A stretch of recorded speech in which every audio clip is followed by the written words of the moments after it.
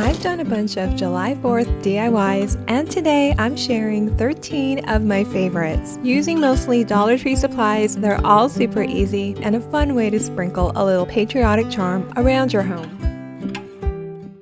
I'm going to be making several wreaths in this video, and so for this first one, I'll be using this 14-inch metal wreath form from Dollar Tree. I also grabbed a couple packs of these wooden clothespins, and there's 60 clothespins in each pack. I'll be painting them to match the season's theme using my red, white, and blue Waverly chalk paints. You can also use spray paint, which is quicker. I chose chalk paint because I already had them on hand and didn't need to buy anything new. So to paint, I'm just spacing them out with this thick skewer. I'm using about 72 clothespins for this wreath, and I'll be dividing them into 3 groups. I'm starting off with crimson. I'm painting 27 clothespins this color. I'm using a small brush to apply the paint, and it goes on beautifully. I only apply about a coat on the clothespins, and it covers nicely. It's such a beautiful, deep, rich red color. Next up is the shade Ocean, and I'm using 21 for this color. It's a beautiful blue, not as dark as the navy shade, which I like, but this will dry a bit darker. You can also use regular acrylic paint. It doesn't have to be chalk paint, or again, if you want to speed things up, you can use spray paint instead, which will also seal the paint nicely. I also make sure to paint over the metal part as best as I can. So once everything is painted and completely dry, it's time to clip them on the metal wreath form.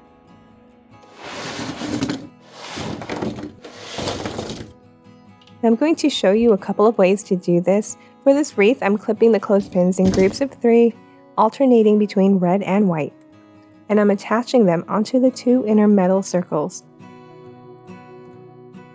They clip on perfectly. Each clothespins, they have these 2 round gaps or space in between that fit snugly on the inner circles, so you'll know they're secure when they snap into place. And I do pack them in there so they're all nice and tight per section, closing in the gaps as much as possible. And then I clip on the blue for the remaining quarter. You really can distribute however you want. You can add more or less blues. You can also have red, white, and blue in the groups of 3s. I tried them out in different ways, and I thought they all look pretty nice. I'm going to add some wooden stars on the blues, and I thought that would finish it off nicely, and so I just paint them white. I'm using about 5 or so, but you can add more if you like. So once that's completely dry, I place them over the blue clothespins, rearranging them until I like the way it looks. And then I hot glue them in place. To hang, you can easily place it on a hook or attach some ribbon on top. If you want to add more embellishments, you can add some flowers or a bow, but I do like it the way it is. Now I wanted to quickly show you another way I thought looked just as beautiful as the first wreath. I really couldn't decide between the 2. I'm still clipping the red and the white in groups of 3, but this time, instead of them clipped on evenly side by side, I'm clipping one on the 2 inner circles and the next on the 2 middle. And I'm just repeating that pattern with red and white. Although I must admit I did miss a couple where I clipped 2 side by side. I did that a couple of times and I didn't realize it until I was all done, but I ended up leaving it. Now you will need to add a few more clothespins for each color because doing it this way kind of pushes them even closer together. I think I added about 6 more whites and maybe a couple more blues, so just have some extra ready to go. And this one is all done. Now aside from displaying this as a wreath, it also makes a beautiful centerpiece for a table. So here's another option. Just lay it flat on a table. I placed a wood round stand in the center, and then I added some baby's breath all around. And then I just added some candles on top of the wood round.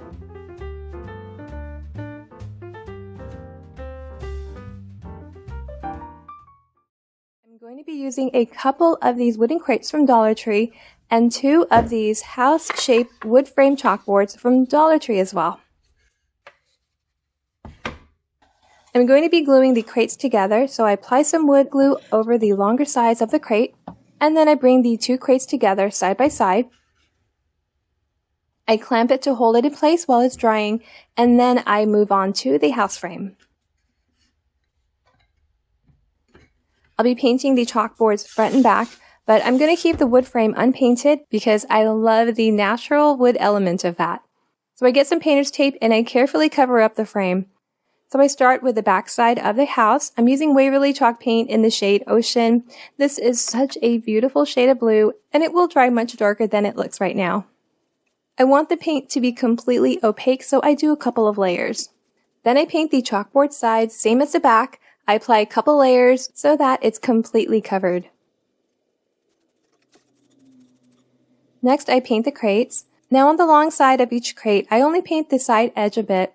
That side really isn't going to be seen, so I leave most of that side unpainted. After that, I remove the painter's tape around the frame. Wow, the combination of the natural wood and the dark blue paint is absolutely beautiful. I wanted to add a simple decorative detail to the house, so I get a bamboo stick and I measure the width of the houses, and I'm going to cut 6 to that length.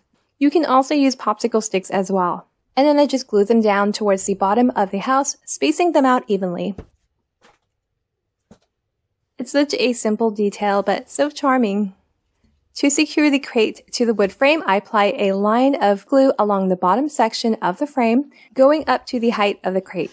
Then I carefully align and glue the crate onto the frame, making sure it's centered and securely attached. I'm going to be using this 3/8 of an inch dowel for the handle. I got this at Walmart and it came in a pack of 10.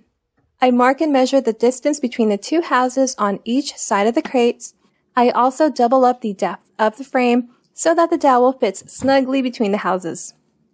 Next, I apply glue on the bottom frame area of the unglued house, as well as on the ends of the dowels and the inner peak of the frame. So I glue everything together, starting with the dowel, holding it in place, and then I bring the outer frame towards the crate and dowel.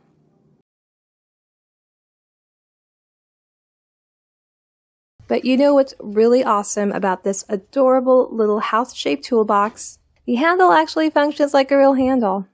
Before committing to gluing everything down, I wanted to see how it would look if I added a wooden star in the center, or maybe even 3 stars for an extra patriotic touch, and it did look pretty nice.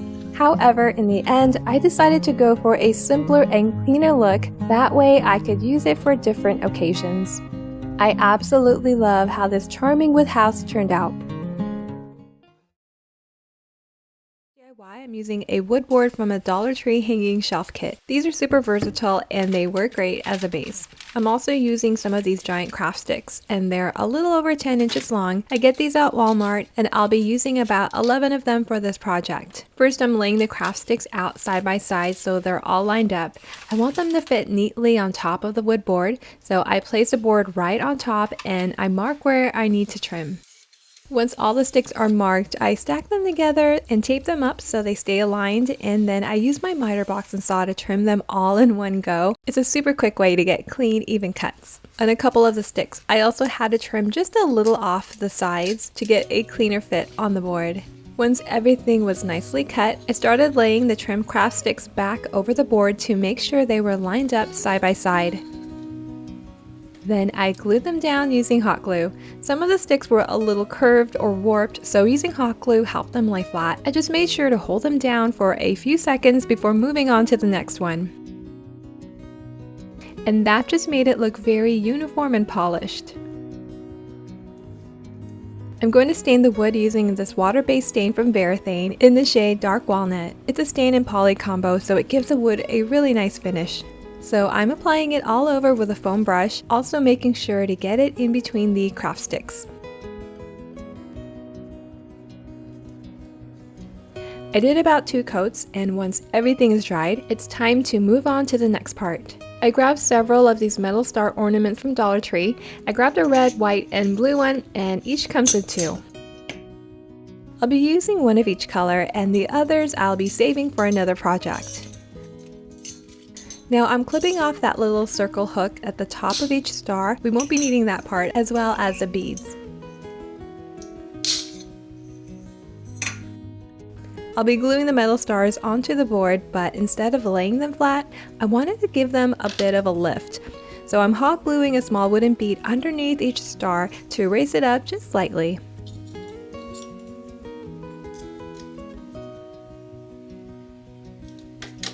Once the bead is in place, I hot glue them right on the board. You can line the stars up vertically or horizontally. It's totally up to you and what you like best. To finish it off, you can add a hanger on the back or just prop it up. And that's it. It's super simple and adds such a patriotic touch wherever you put it.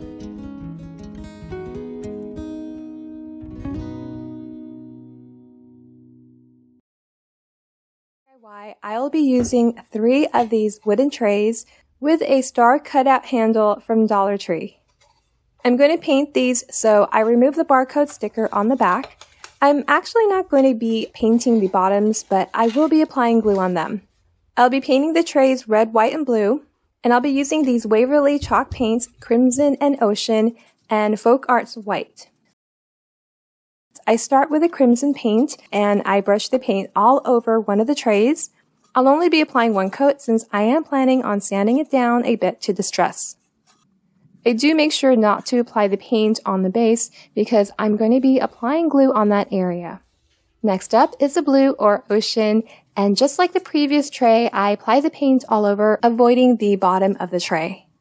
Now a small detail brush will also help get into those hard to reach areas like the corners or inside the star cutout. And finally, I apply the white paint on the last tray. Now for this one, I only paint around the outer sides of the tray. The other areas like the base and the tray surface will be covered, so I decided to just save some paint and skip those areas that aren't going to be seen. After the trays have completely dried, I grab a coarse grit sanding sheet and begin sanding all over the painted surfaces. I want to create a worn and distressed appearance, so I just keep sanding until I like the way it looks. If you prefer a cleaner and more polished look, you can definitely leave the trays as they are. The vibrant colors on their own are absolutely stunning without any distressing, so it's totally up to you and your personal style preference. The white tray is going to be placed in the center, so I decided to cut out some popsicle sticks and dry brush some white paint over them and then glue them over the star cutout. So that way you don't just see a hollow middle. I glue them in place and then I apply some wood glue all over the bottom of the white tray.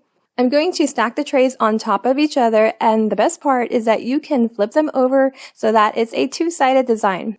And then I place a blue tray on top of that, gluing the bottoms together and making sure the sides are flush. Then I turn it over and apply glue all over the top of the white tray, and then I place the red tray on top of that. You want to place some weight on top until it's completely dry, and then seal it with your preferred sealer like clear wax or polyacrylic. And this DIY is done.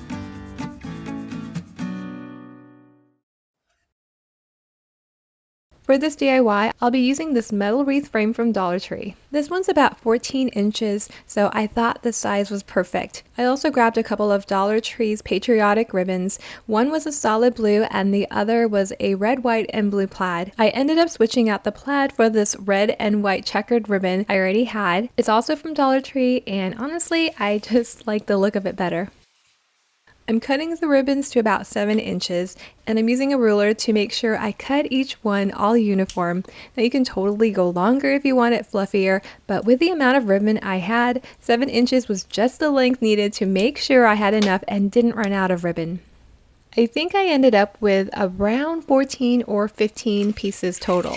Then I did the same thing with a blue ribbon, measured and cut each strip to the same 7-inch length, and I ended up cutting about 15 strips. Once everything was cut, I started adding some pleats to each ribbon. I'm doing about 3 pleats per strip, starting with 1 in the center, then 1 on each side of that.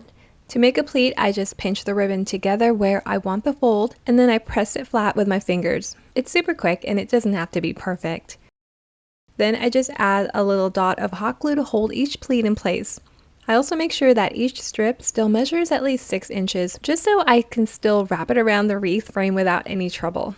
Okay, so once I'm done with the blues, I just do the same thing with the red and white. Of course, you can totally switch up the ribbon to fit your style, like burlap, satin, or glitter ribbon. It all adds character. I actually saw something really similar in Pottery Barn that used burlap, which is where I got the inspiration for this project. To glue the ribbon onto the wreath, I flip the frame upside down because I want the seams to be on the back where you can't see them. Then I just attach the ribbon together with a strip of hot glue. I'm making sure the top part of the ribbon is pulled tight and sits right up against a wreath frame. That keeps it nice and secure. Then I let the rest of the ribbon hang loose at the bottom so it naturally flares out and gives the wreath a bit more shape and fullness. I'm alternating the ribbons as I go, one red and white, then one blue, and repeating that all the way around. This keeps the pattern balanced and helps the colors really pop against each other. It actually went pretty fast once I got into the rhythm. Just glue it down, press it in place, and move on to the next one. Once all the ribbons are attached, I go back and add a little hot glue in between just to make sure everything stays in place and doesn't shift around. Now at this point you can leave it as is and just attach a ribbon at the top to hang it, or if you want to add a little something extra, you can tie on one or even all three of those metal stars we used in the first DIY, or even place them right on top of the ribbons for a layered look. Either way, stars or no stars, it all turns out super cute and it's such a simple project. I will be using 2 of the wooden trays, and I'm going to be using the bottoms or backs of these for this project. I'm going to paint one of them in the shade Ocean from Waverly. It's good to mix these chalk paints up before applying, especially the darker shades. Otherwise, you kind of get different shades if it's not properly mixed. So I apply the paint all over the outer sides as well as the bottom or the back of the tray. Now I'm not going to paint the inside surface of the tray. You certainly can if you wish. It's really not going to be seen, so I thought I would just save some paint and leave that part as is. For the other tray, I'm going to paint it white. I'm using Faux chalk paint, and just like the previous tray, I paint the bottom and outer sides, leaving the inside as is. A while back, Essential Stencils sent me a few stencil packs to try out, and one of them happened to be an American theme pack, so I thought it would be the perfect opportunity to give them a go and see how they turned out. Just to clarify, this video isn't sponsored by them, but I genuinely wanted to try out their stencils and share my experience with you. For our project, I'm going to use the Star Stencil and the July 4th one since I wanted one that would go vertically. Of course, feel free to use any stencil or decal that matches your style. The great thing about these trays is that they are perfect for creating stunning tabletop decor signs. Okay, so let's get started with the stenciling process. I place a stencil on top of the tray, making sure it's centered, and to prevent any accidental moving, I secure it in place with some painter's tape. I dip the brush into the paint, and I'm using white chalk paint, and then I gently dab off the excess onto a paper towel. With the brush loaded with paint, I begin brushing over the stencil using circular motions. Now I'm being extra cautious around the edges of the stars because the tray is smaller than the stencil and I don't want any paint to accidentally end up on the sides of the tray. So I just take my time being extra careful along those areas. Wow, it's looking amazing so far. So I connect the stars and then I continue applying the color. Again, being extra careful on the edges where there's no wood underneath. Now honestly, I probably should have just taped those sides off. I didn't think about it until now, so next time for sure. Wow, I couldn't be happier with how this one turned out. For the next one, I place the stencil right in the center, and then I place some painter's tape on the top and bottom to hold it in place. I'm using chalk paint from Waverly in the shade Crimson, so I dip the brush onto the paint and I make sure to dab out the excess and then I brush that over the stencil in circular motions.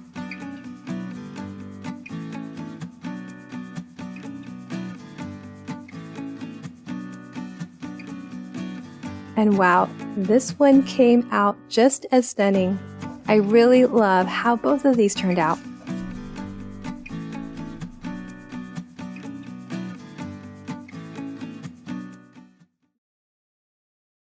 I'll be using several bouquets of these red, white, and blue flowers from Dollar Tree. This green foam ring from Dollar Tree as well. So the first thing I'm going to do is snip the flowers off the stems, and I'm going to leave about an inch for the wire stems below. From there, it's really easy. I'm starting with the carnations, and I just start poking the flowers right through the foam, pushing them as far in as it can go. You can also add some hot glue to secure the flowers even more. I'll keep attaching the flowers, mixing up the colors until the entire surface of the foam is covered. And there's really no exact pattern to this. You really can't mess this up. It's super easy. You just want to randomly place the flowers on top and on the sides. And then after that, I'm going to fill in the sparse areas with the roses. I think the flower variations really give it some nice dimension. Now, I packed the flowers in there. I think I was determined to use up what I had, and I do like the way it looks, but I probably could have left a full bouquet of flowers out, and it still would have looked really pretty. I wanted to add something in the center of the wreath, and so I'm going to be painting this piece of wood. It's just a paint stir stick. You can use any small scrap wood, and I'm mixing some neutral colors together, adding some water to the mixture, and applying it like a stain, wiping it on, and then wiping it down. I'm going to be stenciling the word America on the wood with black chalk paint. So I'm just using a little foam brush to apply the paint, carefully dabbing it on, also making sure to dab out any excess paint on the brush before applying it over the stencil. Now it's up to you. You can attach the little wood sign or leave it off. I think it looks great either way. Now, just like the prior wreath, this also makes a beautiful centerpiece. I'm placing the wreath over the wooden round stand, but you really don't have to place anything underneath. I also line it with baby's breath, and then I just added candles right on top. For this DIY, I'm making a sign, and I'm using another one of Dollar Tree's hanging shelves. It comes with a metal ring and a piece of cord for hanging, but I won't be using those for this project. I'll also be using these 5-gallon paint stir sticks. I picked up a pack of 3 from my local hardware store, Lowe's, and this will make the border of the frame. So to make the frame, I just lay the stir sticks directly on top of the board to figure out the sizing. I mark where each one needs to be trimmed so they'll fit around the edges like a picture frame. Once I've got my marks, I trim them down. The sticks had those white ruler marks on one side, but since that side's going to be facing the back, I didn't stress about it too much, but I did give them a quick sanding just to lighten them up a bit. Now before I start staining, I'm just taking note of the areas where I'll be applying glue later. I really want to avoid getting stain there so that the glue sticks better. Now I'm staining the frame using a water-based stain from Behr in the shade Special Walnut. This is just one that I had on hand and I love using it. I'm applying it with a cloth that's just a little damp, not soaking wet because I wanted the stain to go on light at first. It was a little too light for what I wanted, so I ended up going over it with another stain, very thin Stain Plus Poly in dark walnut, and that gave it a deeper, richer color with a really nice finish, and I ended up liking that look way better. For the wood board, I'm giving it a coat of white paint just to create a clean background to start with. I'm using white acrylic paint for this part. This one's from Apple Barrel and I'm just dabbing it on with a round sponge brush. I'm getting the paint close to the edges, but I do leave a little bit unpainted on the ends since that's where I'll be gluing later. Now I decided to use my Cricut to cut out the phrase, "God shed his grace on thee," to make a stencil. And I just typed it out on Cricut canvas. I'm using vinyl from Dollar Tree for this part. It's super affordable, which is nice. So I place that right in the center of the wood board, and I'll be using black chalk paint over the stencil because it pops so well against a white background. It gives it a beautiful, clean contrast. After that, I just peel off the vinyl and weed out any little pieces inside the letters. I love the sticky back because it really helps prevent any paint bleeding underneath. Finally, I'm attaching the frame. I run a thin line of glue along each edge of the board, just right where the paint stir sticks will sit. I try not to use too much, just enough to hold it in place without oozing out on the sides. I'm also applying some glue along the edge of the shorter wood pieces. Then I attach the paint sticks along the edge of the board, starting with the 2 horizontal pieces and then the 2 shorter ones. And I wedge those right in between. Now you can attach a hanger on the back if you want to hang like a sawtooth hanger, or glue some wood pieces on the bottom back to help hold it upright. Another option, you can attach the metal star sign to the top or bottom to make an even larger sign. Just make sure to adjust the direction of the top of the star. And we are all done. Dollar Tree has these really nice patriotic themed scarves. They're just so pretty, and I'll be using the star pattern one for this project. I thought this would just be so gorgeous on a wreath, and so I'll be using this grapevine wreath. I've used this in multiple projects. This is an 18-inch from Michaels. I believe it was under $5 with a 20% off coupon, but you can get it anywhere. So the first thing I'm going to do is fold the scarf right in half. And then I'm going to just wrap it around the wreath, making sure that middle section is wrapped on one end of the wreath, so it's the right side on this one, and the two ends are even on the other side or the left side. And then I'm just rearranging it, opening up the scarf on the right side. But you want to be careful though, because it can snag on the wreath. And on the other side, I tie a knot. I'm just kind of looping the ends around the wreath before making a knot.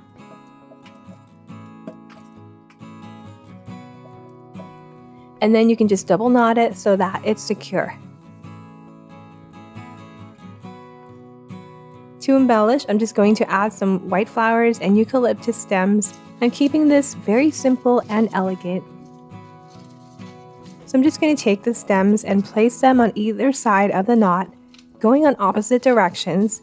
I'm sliding them right through the wreath, but you can also secure them with some hot glue if you like. I do make sure to leave some space in between. And then I'm just going to glue a couple white flowers right in between.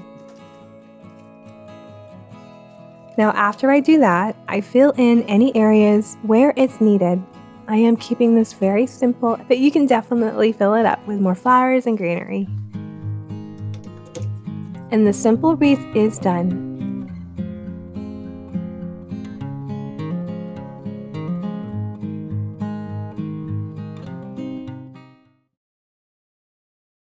I saw these adorable wooden stars with a little beaded tassel at Dollar Tree, and I thought they'd be perfect for my next DIY.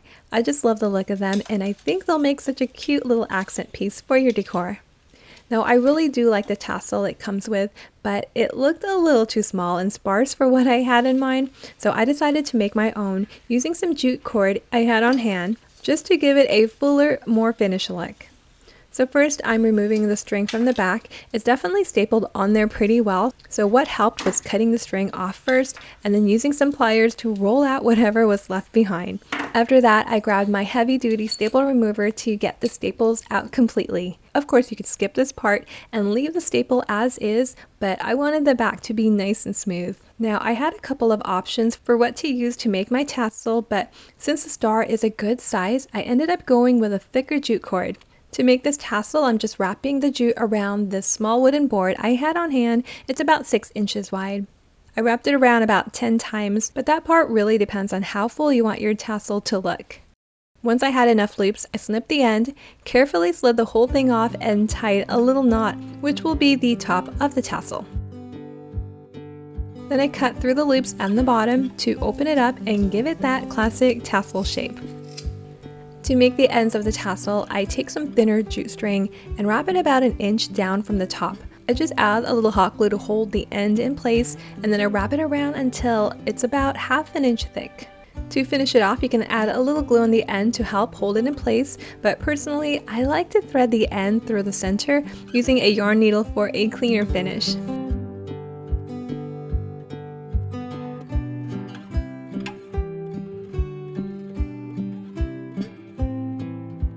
Then I just give the ends of the tassel a little trim to even everything out.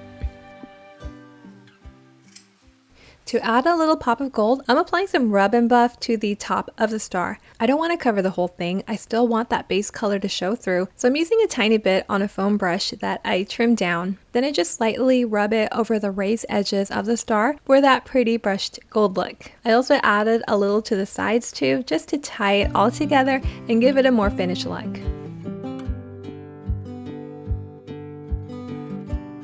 After that, I went back and buffed it with a clean cloth, which really brings out the shine and gives it that pretty metallic finish.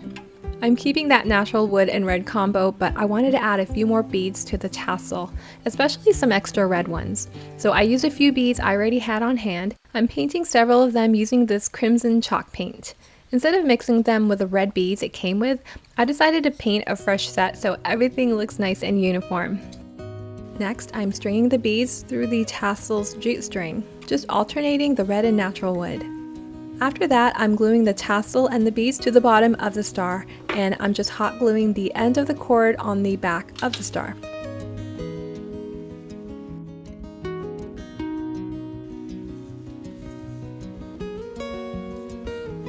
Then I string 5 beads to make the top part, again alternating the colors and hot gluing that in place too. I also added a simple loop on the top to finish it off, and that's it. This quick little DIY is done, and it makes such a cute accent piece for your shelves or trays or even hanging on a hook. And with a neutral wood and red combo, you could definitely bring it out later in the end of the year as well. I'm going to be using this beautiful beaded wreath ring from Dollar Tree. To start, I picked up 2 red, white, and blue flower bouquets from Walmart, both under $1 each. So I begin by separating the flowers from the bouquet and gathering them together to arrange them just the way I want. I also bend the stem slightly to follow the curve of the wreath. I wanted to add some extra greenery, so I placed a few behind the flowers. I found an adorable patriotic bow at Dollar Tree, but before attaching it to the wreath, I need to make sure there's enough space between the flowers because this bow is huge. To secure the bouquets onto the wreath, I use more floral wire, wedging it in between the beads of the wreath ring. I also secured the flowers from the back as well to keep the flowers from moving. I pull out a few of the leaves from this little greenery bouquet from Dollar Tree, and I place them around the bow to see how they look before gluing them down.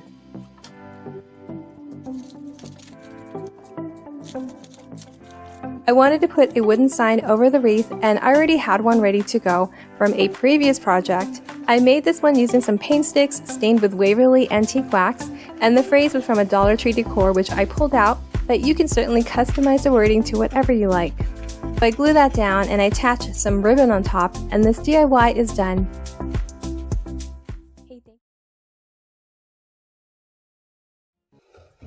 For the next DIY, I'm going to be using 3 of these Dollar Tree wooden trays.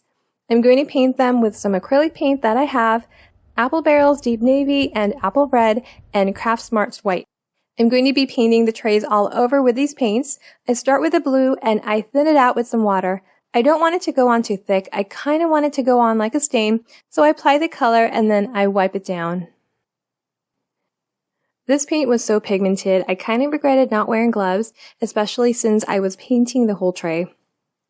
Next, with some gloves, I painted the next tray red. The colors came out a bit darker than I liked, and I probably should have thinned it out a bit more, so I went ahead and sanded the trays down a bit. I really wanted them to look a bit rustic and worn. Inside the trays, I'm going to place the letters USA, so I have my Cricut cut out those letters about 4 inches in height. Now if you don't have a Cricut, no worries, you can easily use some letter decals or stencils, and those work wonderfully as well. So I applied the letters on the trays, and we are done with this super quick and easy DIY.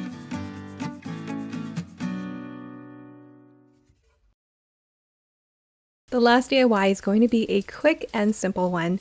I'm repurposing a grapevine wreath I used in a previous project a few videos back. I had it all dressed up with some pretty flowers and a welcome sign right in the center. So I carefully removed the flowers but kept the wooden sign in place. So now I have a blank canvas to work with. I'll be using a couple of these greenery bouquets from Dollar Tree, and I'm just tucking them into the wreath towards the bottom and placing 2 of them opposite each other, making sure to leave a little space in the center. I'm not really using hot glue to hold the greenery in place, I'm just weaving the stems through the grapevine wreath. But if you feel like things need a little extra hold or shaping, you can always use hot glue or some floral wire to help. For the center, I'm adding this large burlap bow with red, white, and blue stars. I found it at Dollar Tree too, and I'm just using some hot glue to attach it right in the middle.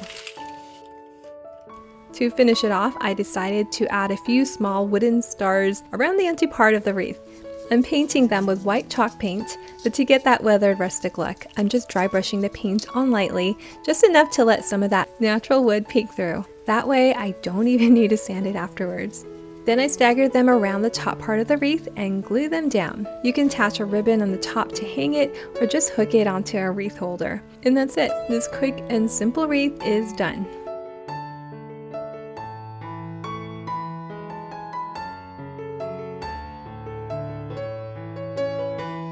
If you liked today's video, make sure to give it a thumbs up and don't forget to subscribe if you haven't already. Also, let me know in the comments below what you'd like me to DIY next. Until next time, bye!